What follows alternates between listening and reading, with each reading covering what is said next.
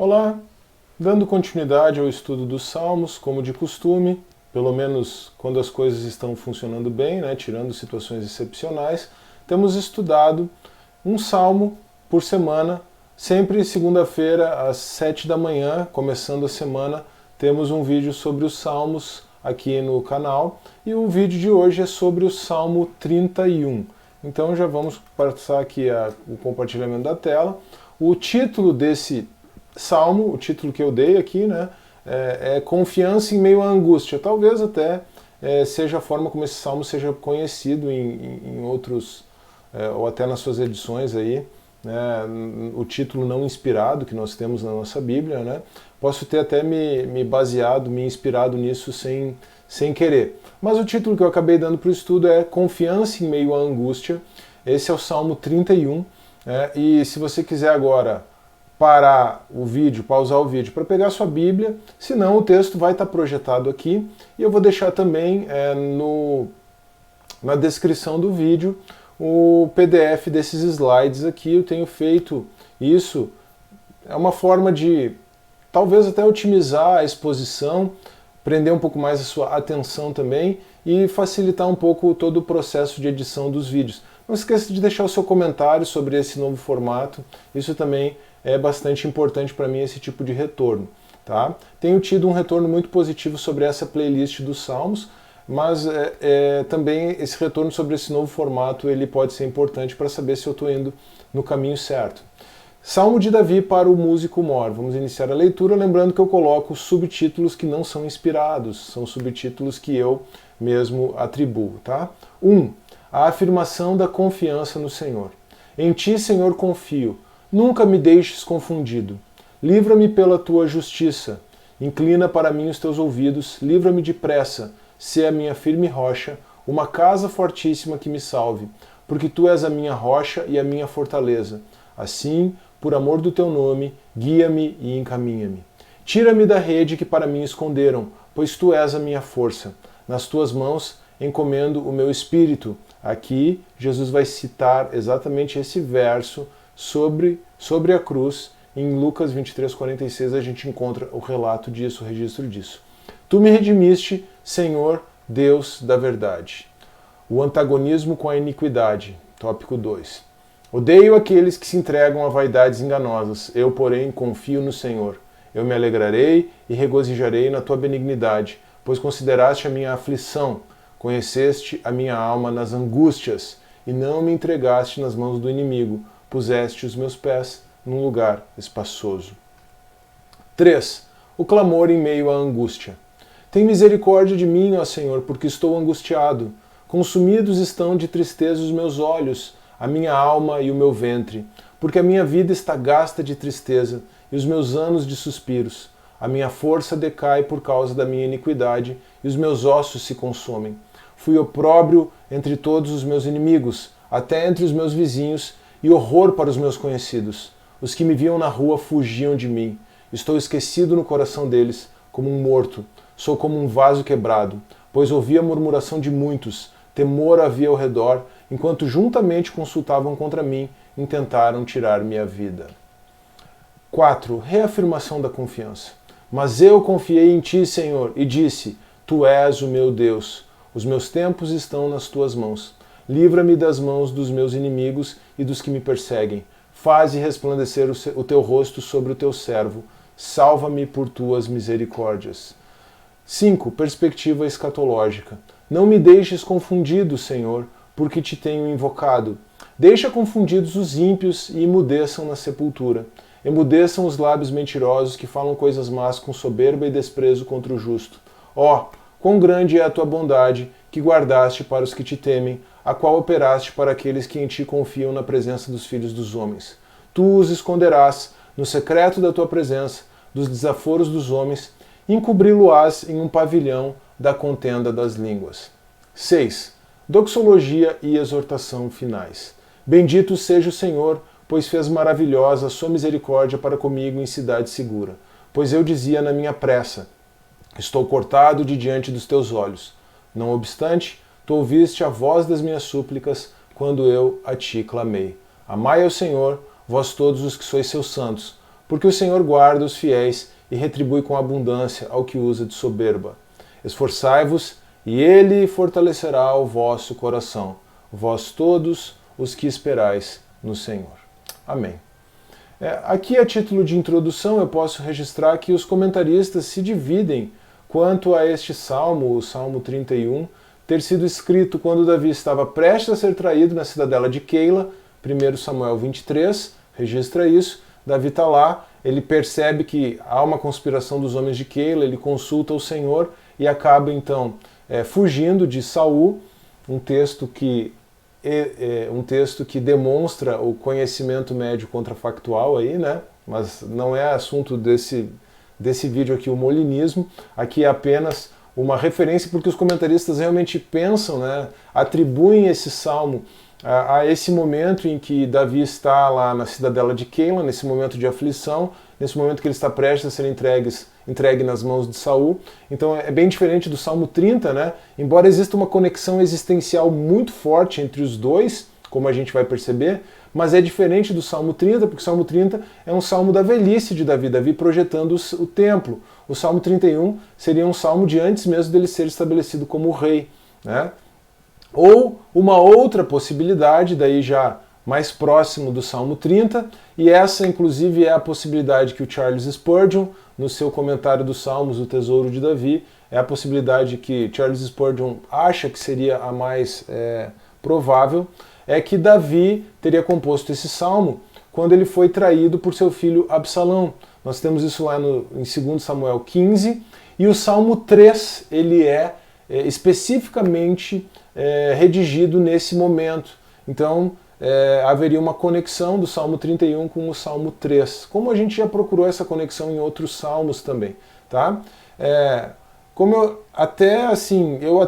Considerando essa situação, né, essa possibilidade, ou essas possibilidades, eu até realmente concordo com o Spurgeon, no sentido de que a segunda hipótese, a redação no mesmo contexto do Salmo 3, né, no contexto de 2 Samuel 15, é a que melhor se encaixa ao argumento do Salmo.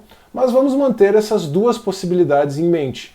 A cidadela de Keila e a fuga de Absalão como possibilidades para a redação desse salmo, até porque a Bíblia mesmo não nos indica. Então isso aqui é especulação humana, a gente não pode querer ser dogmático e a gente jamais vai construir doutrina em cima de coisas como essas. Tá bom?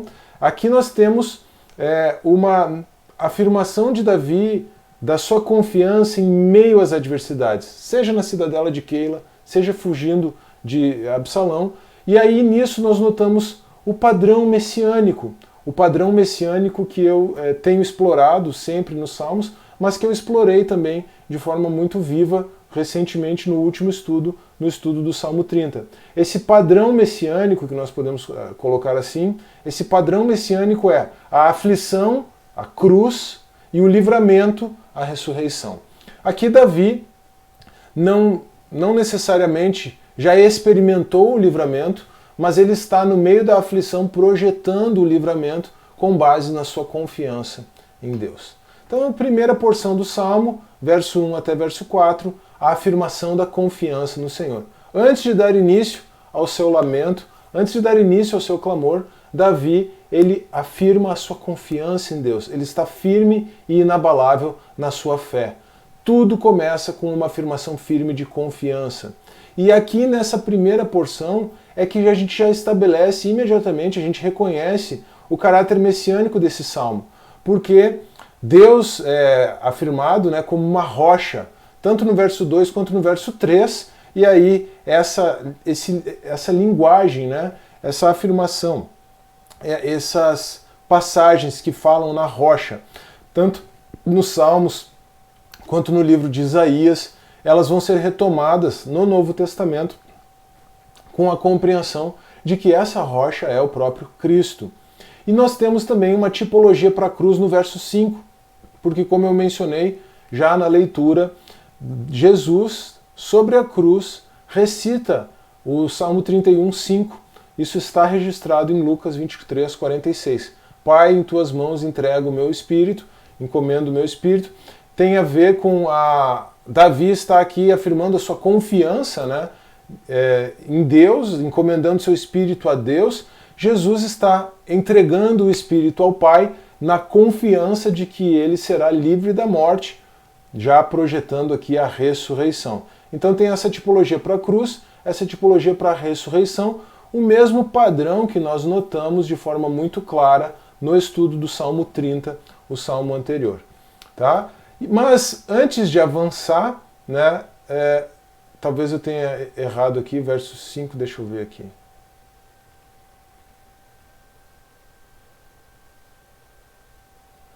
É o verso, aqui está errado, ó.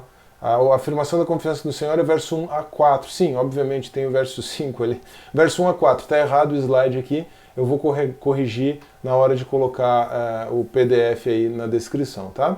Dos versos 6 a 8, nós temos o antagonismo com a iniquidade.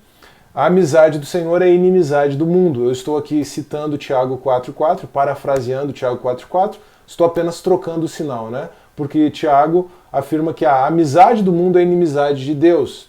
Se você inverter o sinal, nós vamos ter esse antagonismo com a iniquidade que nós notamos aqui do verso 6 até o verso 8.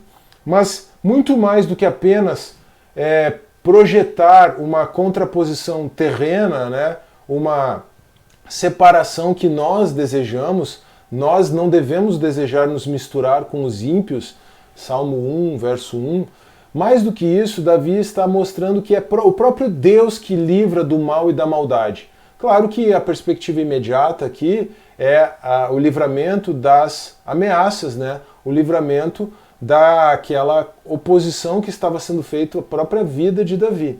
Tá? Mas aqui nós já temos um prenúncio da separação escatológica que vai ser antevista na parte final do Salmo. Esse Salmo também tem tons escatológicos, como nós iremos verificar. Mas aí então a principal porção do Salmo, a porção central do Salmo 31, é realmente o clamor em meio à angústia, verso 9 até o verso 13. O clamor, então veja isso, a gente já percebeu isso. O clamor, ele é precedido da afirmação da confiança. Você apenas vai se colocar diante de Deus em clamor, em razão das suas angústias, em razão das suas misérias, em razão das suas aflições. Você só vai fazer isso se você tiver uma afirmação de confiança em Deus. Você faz isso baseado na fé. Você faz isso baseado na fé de Cristo. Você faz isso baseado na fidelidade do Messias, como diz o nosso amigo Tom Wright. Então, você precisa dessa obra de Cristo e da fé na obra de Cristo. Você precisa ser fiel a isso, expressar a sua confiança a isso, para se colocar a Deus clamando em meio à angústia. Senão, o seu clamor vai ser vazio, o seu clamor não vai ter sentido, o seu clamor não vai passar de vazio existencial, como inclusive é a perspectiva existencialista moderna, né? O existencialismo moderno, contemporâneo, ele se inspira no existencialismo cristão de Søren Kierkegaard, né? Mas essa experiência existencial contemporânea, ela é vazia. Agora, a experiência existencial do cristão, como ela é precedida da obra de Cristo e da afirmação da fé em Cristo, da confiança em Cristo, então ela tem todo o sentido e ela preenche de sentido a nossa vida.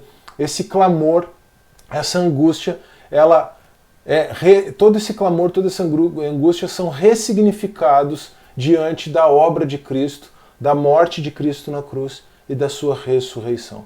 E aí nós temos, além disso, um forte caráter messiânico, realmente apontando para Cristo, nos versos 11 a 13. A gente já viu aquela frase que Jesus vai retomar na cruz, lá no verso 5, mas aqui até vale a pena ler de novo o verso 11 a 13, com essa visão, né, com essa compreensão de que Davi está aqui não falando apenas de si mesmo, mas está projetando a experiência de Cristo, as aflições em meio ao Getsêmani, as aflições e o desprezo na chamada Via Crucis, né, a Via Dolorosa, as aflições e o desprezo sobre a própria cruz. Então vamos reler o verso 11 até o verso 13. Fui opróbrio, vergonha, fui desprezado entre todos os meus inimigos, até entre os meus vizinhos, e horror para os meus conhecidos. Os que me viam na rua fugiam de mim. Então aqui Davi pode estar tanto experimentando isso em razão da revolta de Absalão, quanto em meio aos cidadãos de Keila, naquela agitação, né, sabendo que Saul estava vindo para lutar contra Davi e, consequentemente, ele iria guerrear contra a cidade. Mas projetando isso, como eu mencionei, na experiência de Cristo, na via dolorosa, no meio da cruz, até mesmo ali no Getsemane, né, sendo rejeitado pelos seus discípulos, né, pensando aqui nessa alusão a vizinhos como aqueles próximos, né, aqueles inclusive, não apenas os 12, né, considerando os 11, porque Judas já tinha inclusive traído Jesus, mas não apenas os discípulos mais chegados, mas até aquela multidão que num dia estava estendendo suas vestes, levantando ramos de palmeira, clamando Hosana ao filho de Davi, agora estava clamando pela sua crucificação, agora estava rejeitando a ele. Né? Então o verso 11 é muito significativo nesse sentido. E prossegue no verso 12. Estou esquecido no coração deles como um morto, sou como um vaso quebrado, uma alusão à cruz. Pois ouvi a murmuração de muitos, temor havia ao redor, enquanto juntamente consultavam contra mim, intentaram tirar minha vida. Obviamente aqui Davi está sendo objeto de uma conspiração, seja por Absalão, seja na cidadela de Keila, mas aqui nós vemos essa conspiração contra o Messias de forma muito clara nesse aspecto profético, tipológico deste salmo. Tá? E aí então nós podemos avançar. Em meio a isso tudo, em meio a todo esse desespero, toda a aflição, Davi reafirma a sua confiança em Deus no verso 14 até o verso 15, tá? E aqui essa reafirmação da confiança com alusão ao livramento, Davi confia que Deus vai livrá-lo daquela situação difícil, de novo aponta para a ressurreição do Messias. E aí nós temos a perspectiva escatológica, é uma porção significativa do Salmo, verso 17 até o verso 20, com essa perspectiva tipológica, né, a tipologia da cruz de Cristo, projetando essa escatologia, projetando a separação escatológica final, nós vemos que a cruz é que fará a separação final entre justos e injustos. É a cruz de Cristo, é o próprio Cristo como o varão que julgará o mundo. É uma frase de Paulo recorrente no livro de Atos, né? É a própria cruz de Cristo que vai fazer separação entre justos e injustos, que vai fazer essa separação final na ressurreição entre aqueles que viverão a vida eterna e aqueles que experimentarão perdição eterna. Aqueles que estão com Cristo por meio da sua cruz, aqueles que experimentam a cruz de Cristo, e aí tem uma alusão depois também no final do Salmo a essa perseverança que é necessária, a perseverança dos santos, num linguajar calvinista, ou a experiência da vida eterna, né, num linguajar mais, não exatamente necessariamente molinista, mas no linguajar aí do acrônimo do Roses, né, ou então a confiança em Cristo, né, no linguajar arminiano, tudo isso fazendo alusão a essa antecipação da vida eterna e essa experiência perseverante, a gente vai ver isso no final. Isso faz parte da antecipação desse julgamento vindouro, né? Isso faz parte da experiência dessa vida com Cristo, que é o que vai livrar você do juízo vindouro. Livra atualmente e vai livrar na ressurreição escatológica. E Deus vai retribuir aos seus santos que passam aflição sobre essa terra. Deus vai retribuir aos perversos toda a sua malignidade. Mas a aflição que você passa sobre essa terra com Cristo, a experiência da cruz de Cristo que você experimenta hoje, atualmente, presentemente, vai redundar em retribuição. Você já sente a satisfação de estar com Deus, você já recebe a paz, você é inundado da paz, você é inundado da própria ressurreição espiritual de Cristo no tempo presente, mas você será retribuído escatologicamente nessa experiência eterna, nessa vida eterna com Deus, com o Pai e com o seu Filho, né, nessa união eterna promovida hoje já pelo Espírito de Deus. E aí o Salmo termina com doxologia, né, o clamor, a aflição, a afirmação da confiança antes disso, se transforma em palavras de louvor. A porção final, do verso 21 até o 24, o lamento e a expressão de confiança se transformam em louvor. E mais do que isso, não é um louvor apenas individual. Davi exorta o povo santo a louvar a Deus junto com ele. E isso só é possível para nós em Cristo. Então nós temos aí no verso 23 também uma perspectiva da igreja como corpo de Cristo, louvando a Deus, louvando ao Pai, juntamente com o Filho. Isso foi algo que nós trabalhamos bastante na consideração do Salmo 30, do Salmo anterior. E aí nós temos um final didático, uma lição. Eu já antecipei um pouco isso na sessão anterior, né? Davi exorta o povo a perseverar em meio às aflições. Essa lição que Davi foi aprendendo ao longo da vida e que agora é retomada, mesmo que ele tenha escrito esse salmo antes de ter se tornado rei, ele já tinha tido experiência de muita aflição, especialmente fugindo de Saul nos anos que se passaram, né? Nos anos anteriores, mas se foi então no contexto do Salmo 3, no contexto de 2 Samuel 15, fugindo de Absalão, então ele tem ainda mais carga, ainda mais bagagem para saber que deve confiar em Deus, mas também saber que é necessário perseverar diante das aflições, e ele deixa essa lição para o povo que é chamado a louvar a Deus junto com ele deixa essa lição para nós, a lição de que devemos perseverar em meio a todas as aflições. Tá bem?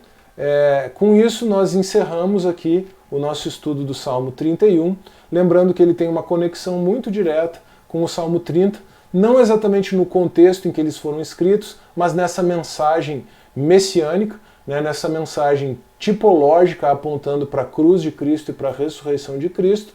Eu espero que esse estudo tenha sido tanto instrutivo quanto edificante. Se foi esse o caso, não se esqueça, por favor, de deixar o seu like no vídeo, de se inscrever no canal, caso você não seja inscrito, de compartilhar esse vídeo com seus amigos, com seus irmãos em Cristo, e de deixar também o seu comentário. Isso é sempre muito importante. Tá bem? Um forte abraço, que Deus abençoe e até a próxima.